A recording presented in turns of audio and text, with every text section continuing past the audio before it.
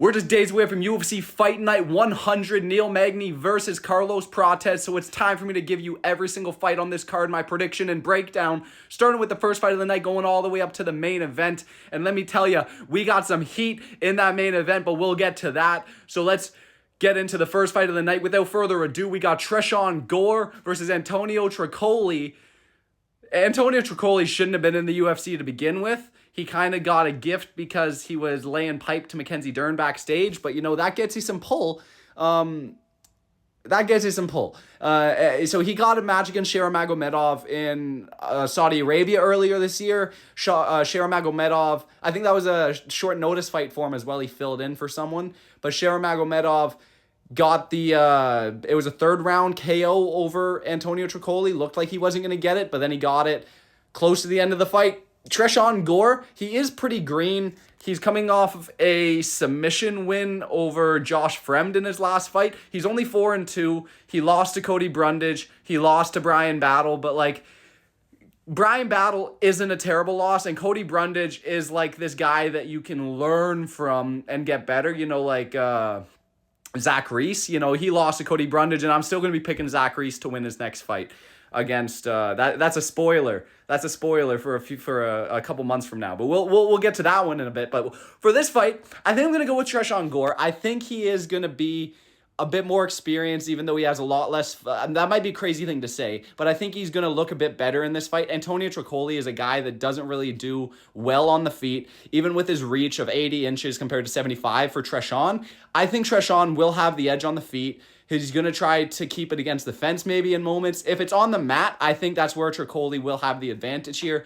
But I think Tresean Gore is too physical, and he's going to be able to shuck off the takedown attempts of Trocolli. And I think we're going to see a decision win for Tresean Gore.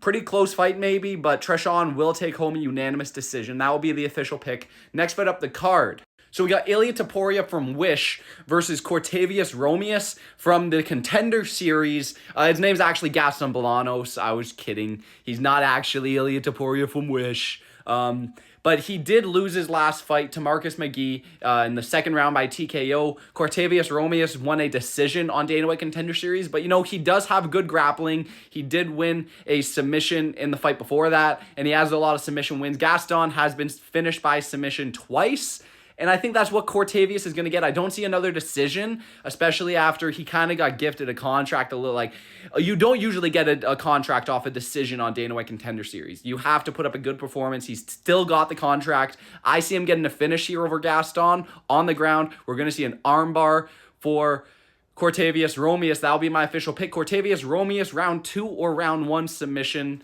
That'll be the pick. Lock it in. Next right up the card, we've got Mellisa Mullins versus Klaudia Sygula. And let me tell you, Klaudia Sygula, she's a little dime piece, I'm telling you. Mellisa Mullins got knocked out by Nora Cornhole in her last fight. And that's a pretty terrible loss, looking at how, like, Nora Cornhole looked against Jacqueline Cavalcanti in her last fight. She looked kind of terrible and looked like she was shit. That's how women's MMA works, though. You know, one fight, they're on the top of the world. Next fight, they're on rock bottom, you know. So this is an interesting one. Mellisa Mullins, they're both 6-1, so it's not like she has crazy experience, but Mellisa Mullins has had UFC fights. Sygula's coming into the UFC off of 2 knockout wins in a row. She's 25 compared to 33. It doesn't have a listed reach for Sygula compared to 68-inch reach for Mullins, but I'm actually going to go with the underdog Sygula here. You think I'm picking Mellisa Mullins at minus, 200 odds? Sygula, she has the potential. She's the younger girl. She's the hotter girl, which is a way you guys pick fights somehow. I won't hate. I used to pick fights, the women's fights on that too, but I try to put a little bit more into it now. I think Sygula will be better on the feet, and she might find a KO blow. You know, she's going to be gunning for a good win to get her name out there for a large fan base, you know, that's what I'm trying to say. She's trying to get her name out there for a large fan base of people to see it. This is a lot of people are tuned in to watch this card. She's going to get an early round 1 or she's going to get a round 2 KO win. That will be the pick. Sygula round 2 KO. That'll be the official pick. Moving up to the next fight of the card, we got Staaman. Staaman time. Cody Staaman time versus Damon Blackshear. So Damon Blackshear's coming off of a bad round 1 knockout loss last fight. That was a tough one. He got knocked out in under 20 seconds in that fight. Cody Staaman's coming off of a unanimous decision loss to Taylor Lapilus. That was a short notice fill-in. I think Damon Blackshear is going to win this one. I think he's going to come in a bit safer because of that quick KO loss in his last fight. And I think he's going to pull off a unanimous decision or maybe get it done on the ground. He does have a massive reach advantage. It's like 8.5-inch reach, so he's going to have the striking advantage. And Cody Staaman, he got outstruck in his last fight. He did have some dominance in the ground, but I think Damon Blackshear gets it done. It's going to be a unanimous decision win. And Damon Blackshear gets back in that winning column. We might see a finish. We might see a KO blow or something like that. But I'm going to go with the Damon Blackshear, playing it safe, decision win, unanimously across the board. Damon Blackshear, decision win. Next fight up the card, we've got Matthew Semmelsberger versus Charles Radtke. So it's crazy to me. I actually thought that Matthew Semmelsberger was older than Charles Radtke, but he's not. He's 3 years younger, 34 Charles Radtke compared to 31 for Matthew Semmelsberger. I honestly thought Semmelsberger was like 35, maybe 36, but he's not.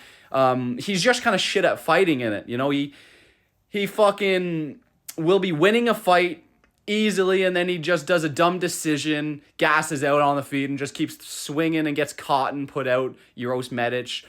Jeremiah Wells somehow beats him. Preston Parson, that was the sure thing. You know, you beat Preston Parsons in a fist fight. No, he got unanimous decision loss. You know, that's a tough one against Preston Parsons. Charles Radtke, his loss against Carlos Prates, aging pretty well, to be honest. Carlos Prates on a massive 13-14 fight KO streak. This dude's a menace. Anyone would have got knocked out against Carlos Prates that night. I'm going to have to go with Charles Radtke to be better for 3 rounds. He might actually finish Matthew Semmelsberger. He's kind of a bitch. We'll see what happens. I'm going to go with the safe pick, Charles Radtke by a decision. That will be the official pick. Next fight up the card, we've got Mansur Abdul Malik versus Dusko Todorovic. So Todorovic, coming off of a bad knee injury in his last fight, he lost in the first round via knee injury to Christian Leroy Duncan. That was March of 2023, so long layoff for him. Abdul Malik coming off of a dominant round 2 ground and pound TKO win on Dana White Contender Series. He's 6-0 coming into the UFC. Todorovic, 3 of his losses are by knockout, and coming off of a knee injury he's coming off of, you just can't be confident picking him at all. And Malik has so much potential. This is you got to go with Abdul Malik in this scenario. You got to pick him to win. You got to pick him to win by KO.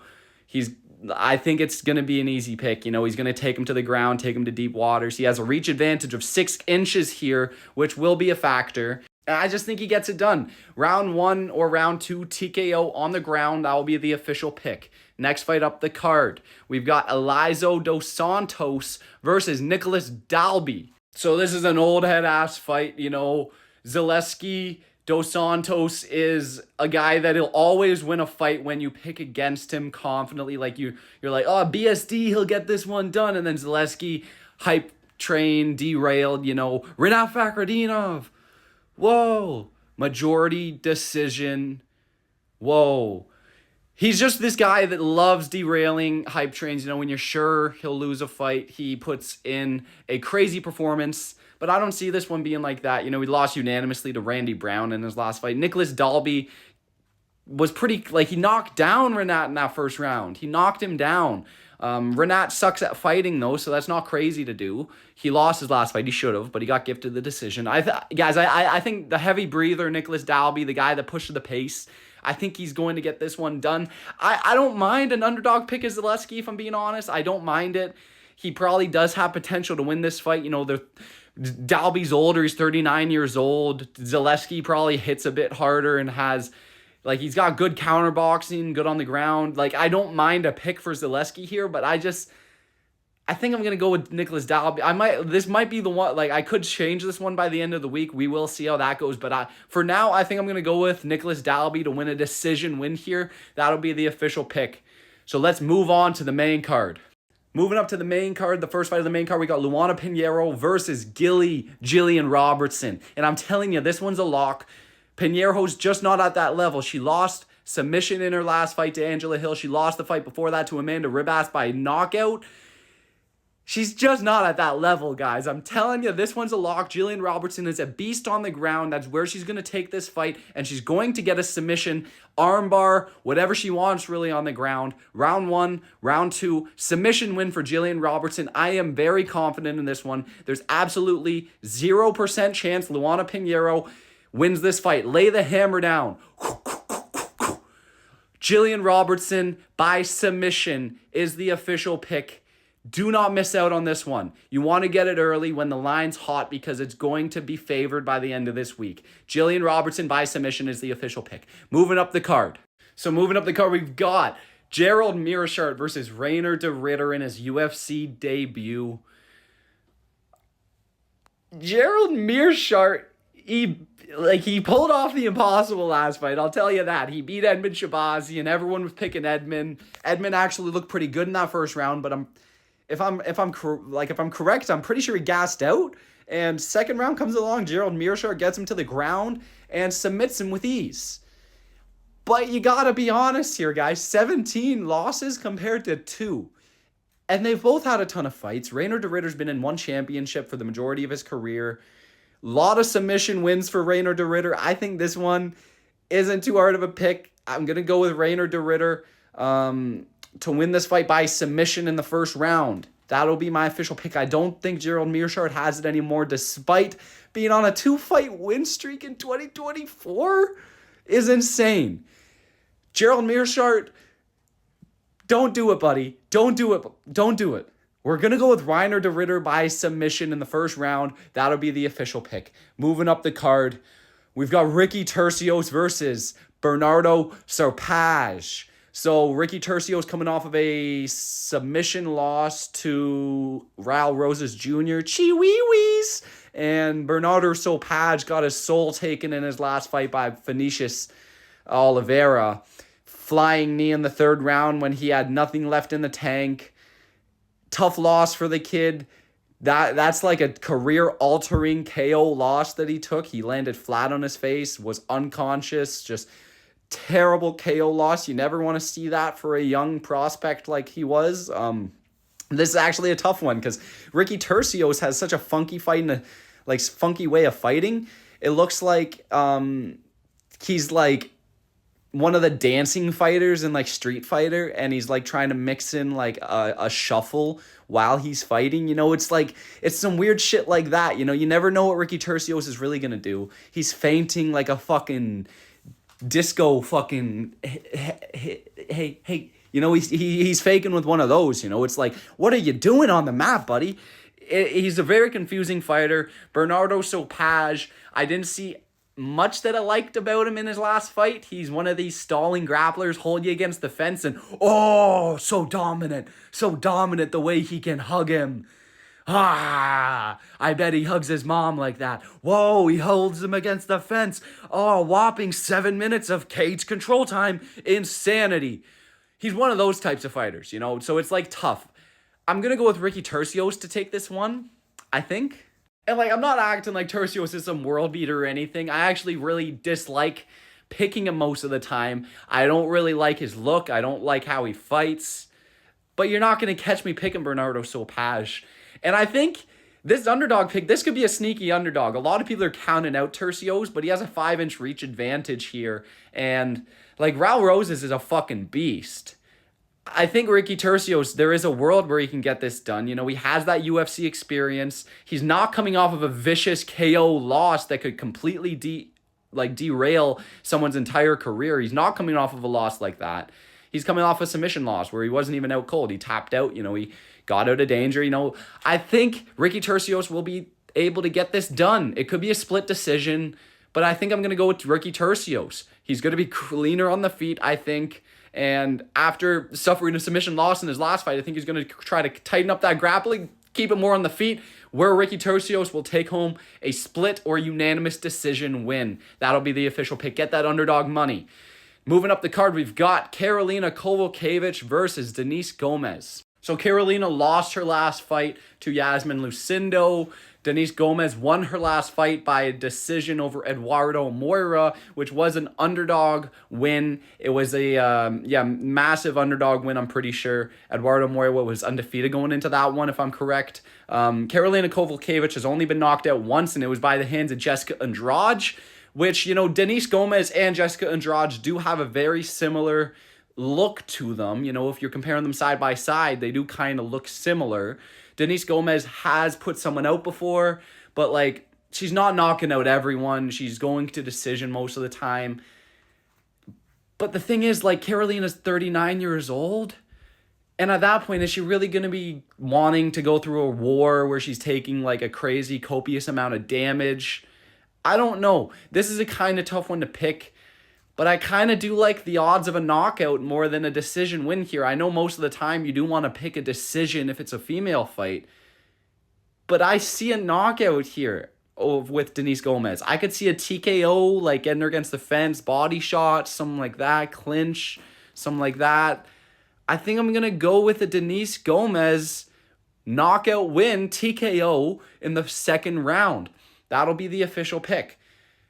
It's not crazy confident or anything. Probably goes to a decision, but I'm leaning towards a KO here.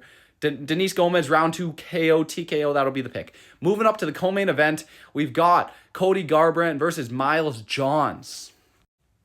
Cody Garbrandt coming off of a loss to Deiveson Figueiredo, round 2 submission. He's 2 for 5 in his last 5 fights, losing to the likes of Kai Kara France and Rob Font as well. Miles Johns, only 2 professional losses. John Castaneda, that's a bad look. Mario Batista, you can't lose to him. Only Jose Aldo gets to lose to him. Anyway, Jose Aldo should have won that fight. I will make that clear. I think Cody Garbrandt's on a better competition than John Castaneda. I don't think that's a crazy hot take or anything. I think he's probably miles above the level of John Castaneda, who finished him by a submission. I'm not saying Cody's going to finish him by a submission, but I think the striking skills for Cody's definitely there compared to Miles Johns. I don't see where Miles John really shines in a fight like this. I don't. I think he's going to get pulled into deep water from Cody Garbrandt, who, coming off a loss, he's going to want to get one back in the win column. And, I love Cody Garbrandt. He's got great striking he's great striking skills. And if any of you guys are commenting right now, Mario Batista is actually better than Cody Garbrandt, I will reach through my screen and slap you silly, because there's not a chance in hell that Mario Batista could even shine the shoe of Cody Garbrandt. Cody Garbrandt probably gets a decision win here, unanimously across the board. Close knockout moment in the second round, third round. He's going to stumble Miles Johns, maybe a knockdown late. But Cody Garbrandt will win this fight, guys. Unanimous decision. I don't see Miles Johns pulling it off. I don't. I think the losses Cody Garbrandt have are just a little bit better than the people Miles Johns are going against. I think so. Cody Garbrandt, please slam this layup into an alley-oop dunk. I would love it. Please, I need this one. Cody Garbrandt by decision will be the official pick, but I would not be crazy surprised to see a knockout. But Cody Garbrandt, unanimous decision, is the official pick. Moving up to the main event, guys. Neal Magny, oh my God, you're dead. You're donezo, buddy. You went against Carlos Prates and you signed a contract after getting knocked out in your last fight in the first round. What, you think you beat Mike Mallet in Canada and you got all hyped up? You can beat any prospect you want? Not gonna fucking happen. Carlos Prates is a G. 10 fights in a row, knockout wins. You're not him, buddy. You're not him, buddy. Neal Magny, you signed your own death wish. This Saturday, Carlos Prates, signed, sealed, delivered. He's the Grim Reaper, walking you to your grave. Round 1 knockout, Carlos Prates. This is the easiest pick of my life, hammer, nuclear pick. Absolute fucking annihilate the money line. Annihilate the KO prop. Carlos Prates, round 1 knockout. There's no budging here. Carlos Prates gets this one done 1,000,000 times out of 1,000,000. Neal Magny's washed. Washed, I'm telling you. Let me know what you guys thought of my picks. Make sure to like this video, comment, subscribe. We'll be back here for more videos soon. Let me know what you thought. Hope you had a good one. Thanks for watching. Bye.